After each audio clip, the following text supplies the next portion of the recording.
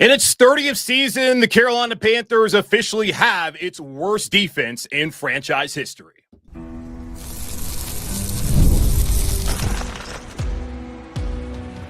You are Locked On Panthers, your daily Carolina Panthers podcast. Part of the Locked On Podcast Network, your team every day. Welcome into another edition of the Locked On Panthers podcast, a part of the Locked On Podcast Network. I'm your host, as always, Julian Council, talking Carolina Panthers with you every Monday, Tuesday, Wednesday, Thursday, and Friday. Your team every day. That's our motto here on the Locked On Podcast Network. Thanks for watching the show here live on YouTube, where I'll be live one more time this season next Sunday following the Panthers contest down there against the Atlanta Falcons, where there's still a chance they could spoil the Falcons season. But after today's result, not sure we feel all that great about that happening with how bad the Panthers defense has been all year long. So again, thanks for watching here live on YouTube and listening wherever you listen to your favorite podcasts. And follow me, Julian Council, on Twitter at Julian Council. We're on Wednesday, the final time this regular season. I'm going to have the weekly Wednesday mailbag. And then once we get to the offseason, just a week from now, we will be having the weekly Friday mailbag for the majority of the offseason during the summer months. Take a little bit of time away from that, then come back in August once training camp gets going and answer those questions. But weekly Wednesday mailbag. And then starting next week after that, it will be the weekly Friday mailbag here on Locked On Panthers. All you got to do is either at me or DM me on Twitter at Julian Council. Follow me is not required, but would still appreciate the follow at Julian Council. The Carolina Panthers 14, the Tampa Bay Buccaneers 48. There have been 30 seasons of Carolina Panthers football, and there has never been a worse defense in Panthers history than the 2024 defensive unit here, coordinated by Ejiro Evero. This defense has been historically bad. They have been bad from the beginning when they gave up 47 points, including 9 straight scoring drives until Tampa Bay called off the Dogs, to today, where they gave up a touchdown on pretty much every drive where Tampa was actually trying to score. Game opened up with a touchdown, then it was field goal, touchdown, punt, but Tampa got the ball with 50 seconds left in the half, a penalty and a sack that helped get off the field. So I suppose bravo Panthers defense for not giving up a score on every possession there in the first half. But in the second half, only 3 offensive possessions for the Tampa Bay Buccaneers. Touchdown, then end of game as Kyle Trask came in with about 7:33 left in the game, and the Bucs ran out the clock from there, winning this game 48-14. The Panthers have allowed 496 points on the season. The previous franchise low was 470 points back in 2019. And honestly, it's surprising that even happened that season when you consider that the captain of that defense was Luke Kuechly. They had Mario Addison on that defense, Bruce Irvin, Gerald McCoy.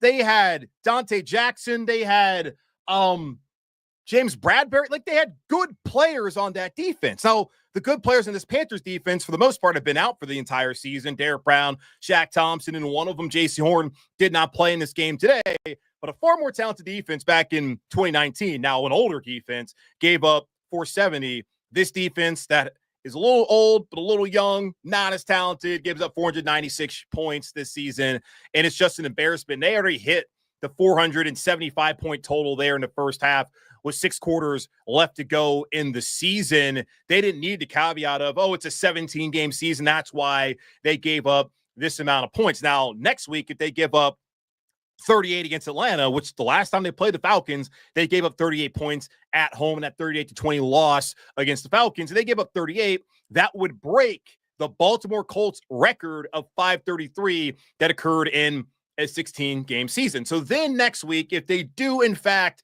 break the all-time NFL record, then you can say, well, they played an extra game. But today, he didn't need to say that. They needed to play another 6 quarters. They had already surpassed the franchise low of 470 with 475 yards given up there in that first quarter. Now 496, or first half rather, 496 given up for the season. And you go back to week 13 when the Panthers played this Buccaneers team. And James Jarko, I guess he's just doesn't have a great memory, but he was trying to sit here on Thursday during a crossover episode and act as if the Panthers didn't dominate the Buccaneers for 3 quarters, which exactly was the case. The Panthers defense on that day allowed 181 yards in the first 3 quarters. Looking at this matchup today, in the first half, they allowed 337 yards. That was the second most allowed in a half in the last 25 years of Carolina Panthers football. You have to go back all the way to 2012 at New Orleans in the final game of the season to find a worse defensive performance in a half, where they gave it 360 against Saints that day. And also that was when they gave up a franchise record 600-something yards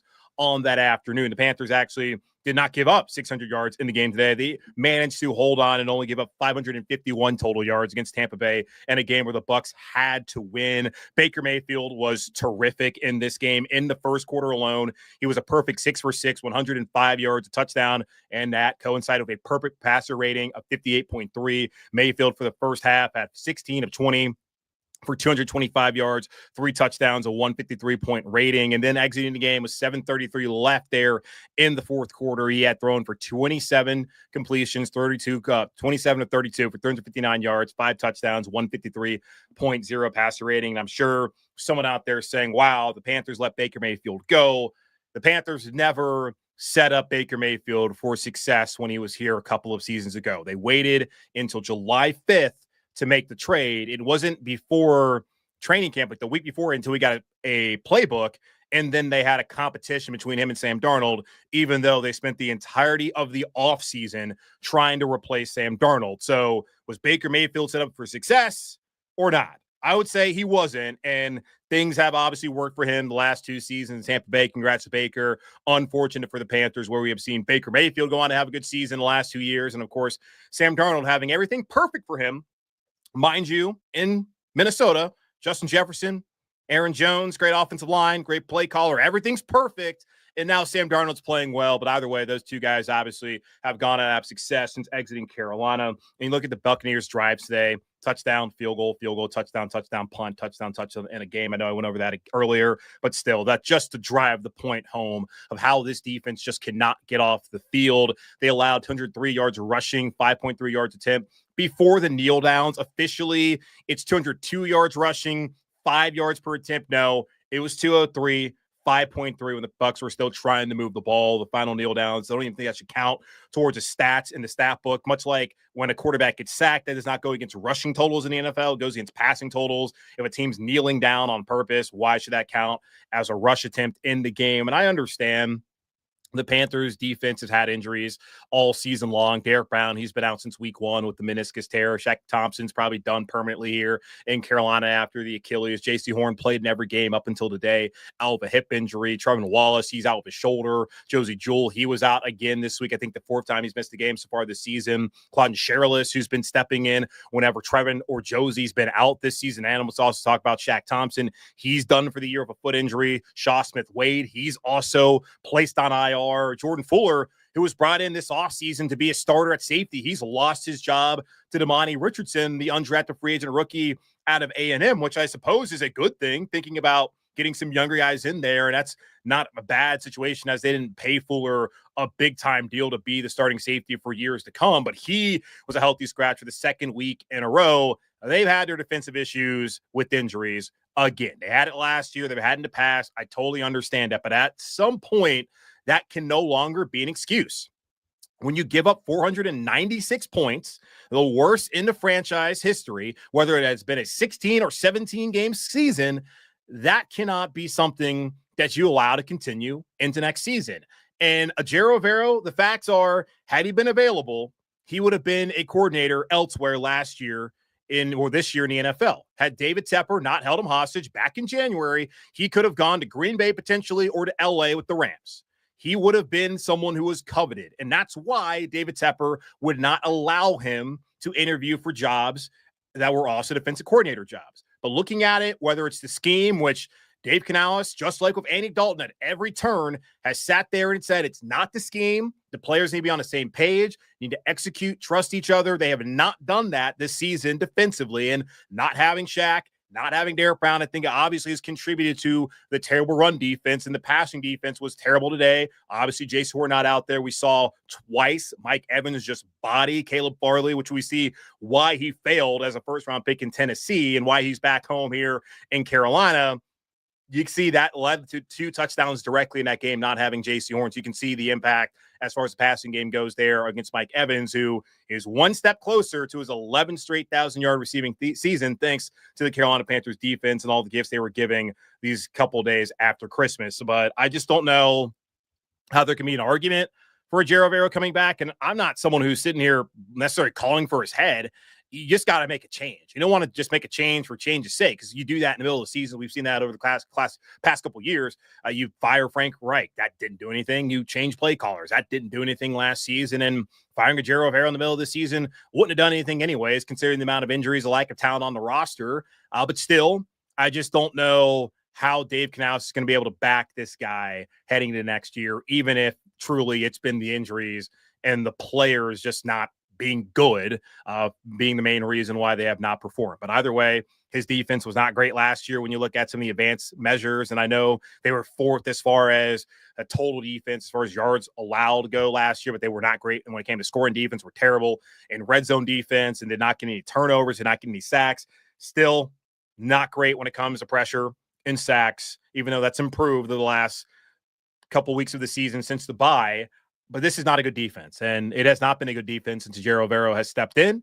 Injuries have certainly played a factor. The lack of talent on the roster this season has certainly played a factor, but it's a results-oriented business. And when you give up these amount of points and this amount of yardage on a weekly basis, again, 5 straight weeks of 200-plus rushing yards allowed on the ground, I don't know what the argument can be for you to be back in 2025 as Panthers DC. Obviously, plenty of context I gave you in there that suggests that maybe he should get another chance. I just feel like it's likely he's going to move on, and you're all going to get your wish, but they don't upgrade the talent level, it's not going to matter. If the guys aren't healthy, it's not going to matter. Stay healthy, get better players, because this roster, as we see at 4-12, is not good. Has not been good all season, was not good last year, was not good the year prior to that. It has not been good these last 6 seasons of them not making the playoffs. Upgrade the roster, get a better coordinator, suppose, stay healthy, and maybe you don't embarrass yourself on an annual basis defensively like Carolina's been doing the last couple of years. It was not a great day for the offense, especially in the second half. Now, they did show some signs of life in the first half, and I still feel like Bryce Young acquitted himself well. Adam Thielen certainly made a case to return next year. We'll talk about the Panthers offense and their issues they had in the second half here in just a moment on Locked on Panthers. Did Rocket Money help you find any subscriptions you forgot about or that you were paying for twice? That definitely happened to me. This year, I had a few subscriptions that I didn't even realize I was still paying for, and Rocket Money made it so easy to track them all down. It's like having a personal assistant for your finances. Rocket Money is a personal finance app that helps you find and cancel your unwanted subscriptions, monitors your spending, and helps lower your bills so you can grow your savings. It brings everything together in one place, whether subscriptions, your spending habits, or even the goals you want to hit this year. Rocket Money has over 5 million users and has saved a total of $500 million in canceled subscriptions, saving members up to $740 a year when using all the app's premium features. Cancel your unwanted subscriptions and reach your financial goals faster with Rocket Money. Go to rocketmoney.com/lockedon today. That's rocketmoney.com/lockedon, rocketmoney.com/lockedon.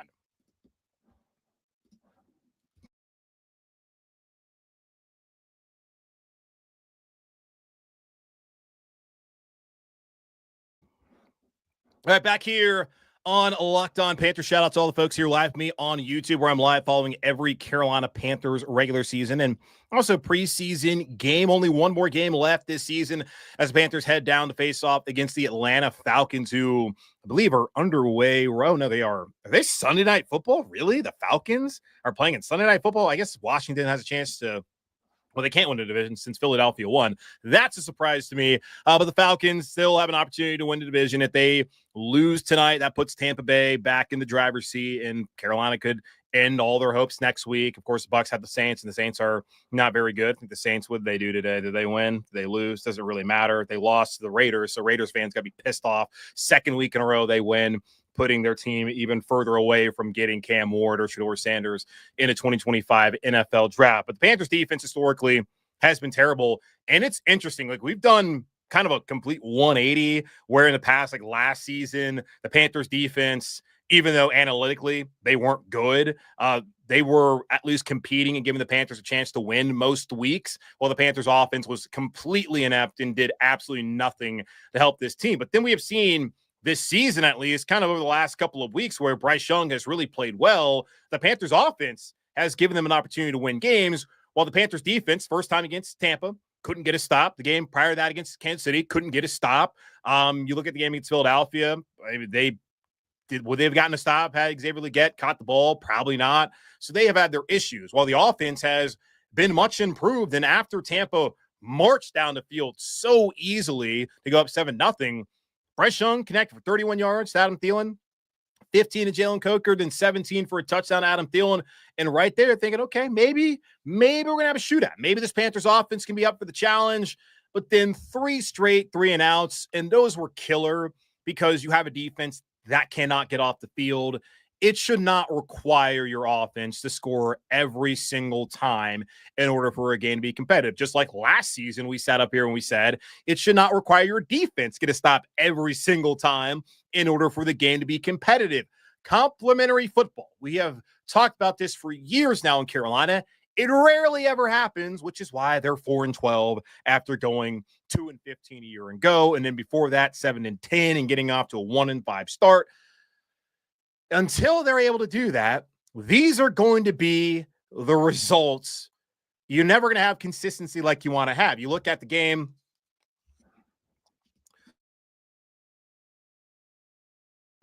You look at how they played against like Philly, and you look at the game against Dallas, go to Arizona this week. It's just NFL. It's a week-to-week league, but you're seeing just the inconsistencies that you have when you have a team that is not able to complement itself offensively, defensively, and even special teams wise, where they lost in a big way with Eddie Pinheiro missing a 53-yard field goal. And for someone who people were touting a couple weeks ago as the most accurate kicker in NFL history, which certainly I guess is factually correct, but guys, look how many more attempts Justin Tucker has, who's going to the Hall of Fame, and how many attempts Eddie Pinheiro has. And look at the last couple of weeks, Eddie Pinheiro, 3 missed field goals, 2 missed extra points, and can't make long, like 50-plus yarders with consistency.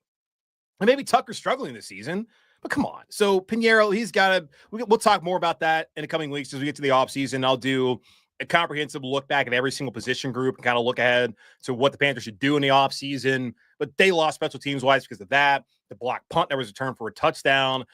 That's just something that they're going to have to look at. And I'm not saying Tracy Smith should be at all, him or Darren Bates, on the hot seat as far as special teams goes. But you look at offensively, you have the 3 straight 3-and-outs, and it's the defense not helping you, obviously. Defensively, offensively, if the defense gets a takeaway, the offense has rarely converted that into a touchdown. Then special teams, just all 3 facets of the game, letting the Panthers down today in this loss on the road against Tampa. And you go to those 3-and-outs, there was not a single run play on the first 2.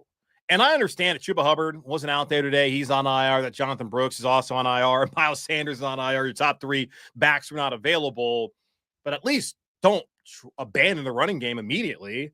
I know they came out and threw the ball well. Bryce, he was 3 for 3 on that first drive, but then he had about 5 or 6 straight incompletions, and that led to those quick 3-and-outs. And finally, when they got the ball back again, Dave Canales decided to run the ball a couple times. Now that only led to 3 yards, 2 unsuccessful runs, and then Bryce Young couldn't connect with Xavier Legette, which is a common theme in this game today. Is just they weren't able to make some of those big plays. We're still looking for that big play for Legette to make this season, that catch and run, or that deep ball has not happened just yet. 3 straight 3-and-outs, and that basically kills you. The drive chart for the entire game: touchdown, punt, punt, punt. Touchdown, a beautiful throw for 40 yards from Bryce Young to Adam Thielen. Adam was fantastic. Going to talk about him momentarily. The missed field goal before the half, then punt, block, punt, punt. Downs is the 4 possessions there in the second half of the Panthers offense. Overall, Bryce is 15 of 28, 203 yards, 2 touchdowns. Second week in a row with 2 touchdowns thrown and 100.7 passer rating.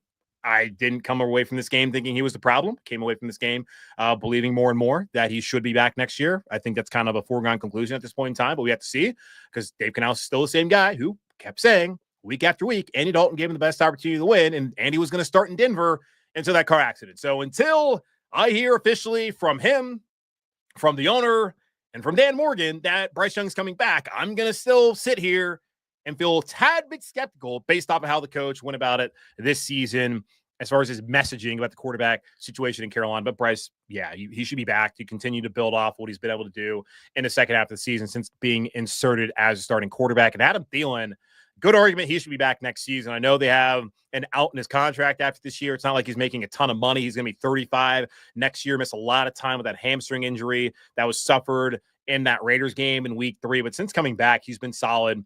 5 receptions on 6 targets for 110 yards and 2 touchdowns in this game. He's the only receiver who you can consistently count on in this offense. And that said, understanding like David Moore has not been a reliable receiver since he left Seattle. Xavier Leggett's a rookie. He had 5 receptions on 9 targets for 28 yards. Jalen Coker, 2 receptions on 2 targets for 35 yards. He's made some plays this season. Dan Chisena had 1 reception for 8 yards. He was targeted, had a reception before they even targeted JT Sanders, had 1 for 5 yards. And Dave Canales said earlier this week he'd like to get him more involved after he had only had 2 targets in the previous couple games and then 0 on Sunday, last Sunday against Arizona. He only had 1 today. And then after the game was asked about it again and said he'd like to get JT the ball. Well, if that's the case, then do it, because you didn't do it today. And what's the point of having these young guys out there if you're not going to try to get them the ball and build off of what Bryce has been doing over the last 2 months here in Carolina? But Thielen is the only guy they can depend on right now. When you look at a guy like T. Higgins on Saturday in that must-win game for the Cincinnati Bengals, that is someone that you desperately should try to get if he hits the free market. And I don't know what Cincinnati's going to do. They have to ask themselves this question: can they afford, with Joe Burrow already locked up, to pay both Jamar Chase and T. Higgins? Personally, if I was Duke Tobin, the general manager up there in Cincy, I'm not giving T. Higgins a dime before I pay Jamar Chase, because he's a much better player and one of the best players in the NFL, especially at that receiving position. But T is pretty doggone good in his own right and maybe deserving of getting an opportunity to be a number 1 elsewhere. He instantly steps in that position in Carolina, whether they have Thielen or not next season here in Charlotte. So I would love for the Panthers to get him. We've been talking about him on the show for like a last year and a half at this point in time in monitoring that situation in Cincinnati. I think it'd be kind of foolish to let him go, but I understand there's a lot of money already tied up in Joe Burrow. There's going to be a lot of money likely tied up in Jamar Chase. And can you afford to pay 2 receivers, top receiver value, when you have plenty of guys coming out in the draft every single year? Kind of look at like what Minnesota's done, getting rid of guys like Diggs and like Thielen the last couple of years and bringing in a guy like Jordan Addison in the first round. Maybe you don't have to pay. That's a conversation for Locked On Bengals, but one that obviously is going to be important here to Carolina, as I don't think you head into the offseason feeling that, yeah, you're good at receiver. You got one guy you can depend on. Coker, I think, can be a good player for them and has shown that, but you got to build on that. I'm not going to say it's been a disappointment. There have been disappointing moments. There have also been really good moments that make you encouraged about the future. I don't think he's ever going to be a number 1. And just because you have young guys like Leggett and like Coker, who you like, should not preclude you from getting proven commodities who can help your quarterback next season and get you out of this funk of being one of the worst teams in the league every single freaking year. So that's just where I stand. Now, JT Sanders was having a good year, had a neck injury. Maybe that's been an issue since he's come back, trying to get over that. Maybe there's a mental hurdle there. I don't know. But I think he can be a player in this offense at tight end. We'll see what they do moving forward. But receiver, that should be a position Carolina is aggressive about in the offseason. They cannot just sit here and be fine with what they have right now. And then when coming to the running game, Chuba not playing, that was a shock. I know he was up there on the injury report with the calf. He had another injury, but I don't think anyone was expecting him to miss the game. Dave Canales said on Friday he felt like he was going to play. Then on Saturday, I wake up, see Adam Schefter tweeting out there that Chuba Hubbard has a grade 2 calf sprain, is being placed on IR, ending what has been his best season and has solidified him as the number 1 running back next year. That in part due to the fact that Jonathan Brooks can probably miss the entire season, if not the majority of the season, with an ACL tear, and Miles Sanders is on his way out. But not having Chuba, not having Miles, not having Jonathan Brooks, that killed any chance of the Panthers being able to run the ball in this game today. You look at the stats there, even in the first half, they only ran it 6 times for 11 yards. They started Raheem Blackshear at 4 rushes for 10 yards in the first half, and overall in the game today, 13 attempts for 39 yards, 3.0 yards per carry. You don't have your top backs, not ideal, but that kind of goes into, you got to have guys step up. And you look at Tampa today, they were missing, Chris Godwin's done for the year. They didn't have, who was their other receiver who they did not have in this game today? Got it written down here somewhere. Didn't have Sterling Sharp in this game. Didn't have Cade Otton. They had guys step up, though. You look at them offensively, guy like Ryan Miller went to Furman, had a touchdown catch in this game, right? Cameron Johnson from Barton College down, D2 Barton College in Wilson, North Carolina, RIP to Bill's Barbecue. Parker's is also good. My mom's hometown in Wilson, if you know what they say down east, that guy is making a play. Devin Culp hadn't had a catch all season long. The rookie out of Washington, he's making catches today. Payne Durham, he's scoring. Raheem Jarrett's making plays. Like, why is it that Tampa can get guys to make plays that you never heard of and Carolina can't? That's just one thing I ask. You might have guys missing, but why is it the Bucs? And maybe it's Liam Combs, better OC, a better play caller than Dave Canales. And I'm sure there's plenty of people who wouldn't argue against that after today's game. I'm just asking these questions. I need answers. Why is it that Tampa and every other team seemingly in the NFL can have guys step up and in Carolina can't? Probably the lack of talent on the roster. But did you know who Ryan Miller was? Unless you're a Furman Paladin fan. Did you know who Cameron Johnson was? Unless you're a Barton. I don't think they're the Braves anymore. I think they changed it. PC nature of 2024. Don't get mad at me. Just mainly joking. Did you hear it? You ever heard of these guys? Probably not. But they were able to make some plays and have an impact in this game as the Bucs blew out Carolina 48-14. But overall, offensively, don't think they're the problem. Now, Ike Ekwonu didn't have a great day. We'll talk more about that once we get to the offseason. Kind of beating a dead horse. We're going to talk about that again on the show, as like that's basically the same thing as, Ejiro Evero, fire him. It's like, replace Ike, make him a guard. I've heard that a million times. I get it. He's struggling. The Panthers probably shouldn't exercise a fifth-year option. They'll figure out what they want to do there at left tackle heading into 2025. But 5 sacks given up, having to throw a lot, that did not help. But also the Panthers offensive line, for the second time in 3 weeks, didn't necessarily shroud themselves in glory as the Panthers kind of get beat up at the line of scrimmage yet again. So the Panthers offense, there are certainly guys to look at and see hope for the future. Defensively, there are guys, but as an overall unit, far less so compared to the offense. But the injuries have been an issue in Carolina, and I do not think you can overlook those injuries that they've had, especially the past 2 seasons. We'll take a look at who was missing and kind of why. That's why the Panthers got their ass kicked today. In just a moment on Locked On Panthers. All right, back here on Locked On Panthers. Shout out again to all the folks here live with me on YouTube. And we could have probably ended this show after 2 minutes just saying Panthers' worst defense franchise history. If that's the case, you're not going to win very many games. And it probably is like a shock that they've even won this amount of games, being 4-12, considering the fact they've given up 496 points this season. And back in 2019, the defense that they surpassed today, that team went 5-11. And that team got off to, they were 4-2. They're 0-2. Everyone was freaking out after that Thursday night game when they lost to a terrible Bucs team, And then Kyle Allen comes in. It's really Chris McCaffrey in the defense. People are saying Kyle Allen's a franchise. Hilarious. And they go to London, beat the brakes off of the Bucs, and everyone's feeling good. But then a second half collapse, second time in 2 years they had one of those under Ron Rivera, led to his firing. And the 6 years that we are now sitting here without a playoff berth in Carolina. But injuries have been as much of a factor, I think, over the last 2 seasons especially, but really this season. And maybe, I don't know. It's been as much of a factor as the scheme, offensively or defensively, and the lack of talent on the roster. As you look at defensively, talked about it earlier, Derek Brown did not play today. He's been out since week 1. Shaq Thompson did not play. He's been out for the majority of the season with that torn Achilles. J.C. Horn, fortunately for him, he's finally stayed healthy. He talked about, I saw on the news earlier this week, how much it's meant to him to be available for the team, for the city, the community, all of that. Was out with the hip. If you play 15 out of 17 games, I'm not going to really be upset about that, especially when the NFL keeps trying to have these guys play way more games than they should and get little rest, all for money. Just just ridiculous to greed that this league has, and the fact that they're playing a 17th game, which is so unnecessary, especially for the Carolina Panthers. Sure, good things can come from next week. Is it necessary that they play another game? I don't know.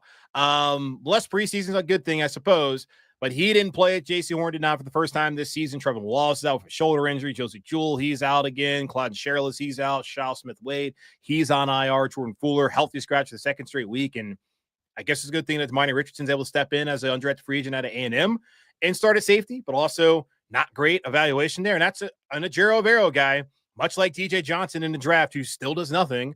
He had a nice hands to the face penalty that extended a Buccaneers drive today, but a lot of the guys that he wanted have not done anything. And that's another reason why I would think he should not be back next year and probably will not be back next year. And I'm certainly not going to advocate for him to come back. I'm going to say still he'll be valued on the market, and people will look at Carolina, they'll look at the roster. Teams aren't always dumb. They're smart enough to realize, ooh, Carolina's roster, not good. That guy still has good enough relationships in the league, and they saw what he did in Denver with a better defensive roster when he was first-time DC. So he'll be fine. Just did not work out here. Offensively, again, Chuba out. Taylor Moton did not play in this game. Third time he's missed the game so far this season with a knee injury. Yash Nyman started at right tackle. Austin Corbett's been out with that knee injury. Jonathan Brooks out. Miles Sanders out. Ian Thomas, I know, lesser extent, he's out. 10 players on IR in week 17. And plenty of them are guys that you have needed to play and have leaned on this season, and even guys with a step up for the guys who have gone down. So injuries have been a huge factor this season, last season, and until Carolina can stay healthy. And they had the issues on the offensive line a couple of years ago where I think it was 2021, 13 out of 17 games, a different starting offensive line combination. Then in 2022, when the O-line, the only injury they had was to Pat Elflein, who was really not better than Bradley Bozeman at the center spot. The Panthers offensive line played well. Then last year, when they had all the injuries, the offensive line struggled. This year, they've had a couple of injuries. It's not been terrible as they've had the depth by having guys like Chandler Zavala step in and Brady Christensen and Cade Mays come back and step in. Like, they've at least been better positioned on the O-line. But when they have not been healthy on the offensive line, more times than not, they have not been very good overall as a team. And you look at just all the injuries across the board, not trying to make excuses, just looking at just the sheer facts of things here in Carolina. Look at them. They're 4-12. Should you be surprised when you mention all these guys who have been out? Like, we always do the thing, if I told you this was going to happen before it happened, what you think the result would be. If I told you that Derek Brown, Shaq Thompson didn't play the majority of the season, you probably would be thinking, yeah, this defense is probably going to have issues stopping the run, which has been the case. And, well, it is what it is. Carolina loses 48-14. One more week, and then we're on to the offseason, figuring out if there will be new DC, which players they'll retain, and, of course, talk about the draft and what the Carolina Panthers can do to improve their team. And speaking of the draft, let's go ahead live here on the show. Take a look at tankathon.com. Carolina is still sitting there at 7th overall, so still behind New England, who has the number 1 overall pick right now. They are in the best position in football, kind of. They have their quarterback in Drake May. They may fire the coach. I don't know what they're going to do, but they have a quarterback, and they're going to have a team that's going to be desperate to get a quarterback that's going to want to trade up to number 1, much like Carolina back in March of 2023. But that's going to wrap up this edition of the Locked On Panthers podcast, part of Locked On Podcast Network. Hosted by yours truly, Julian Council. Again, y'all, subscribe, follow the show free on YouTube or wherever you listen to your favorite podcasts. And be sure to follow me, Julian Council, on Twitter, at Julian Council, where on Wednesday, one final time, the weekly Wednesday mailbag. Then once we get to the offseason, which is coming up very shortly, just 1 week away, then it will be the weekly Friday mailbag. So either at me or DM me to get those questions in for this Wednesday's show. Go ahead and do that right now and answer all your weekly Wednesday mailbag questions. But in the meantime, be safe, be happy, be whole as always, and forever keep pounding. And I'll talk to y'all on Tuesday. We'll continue to review this game and look back at the keys to victory.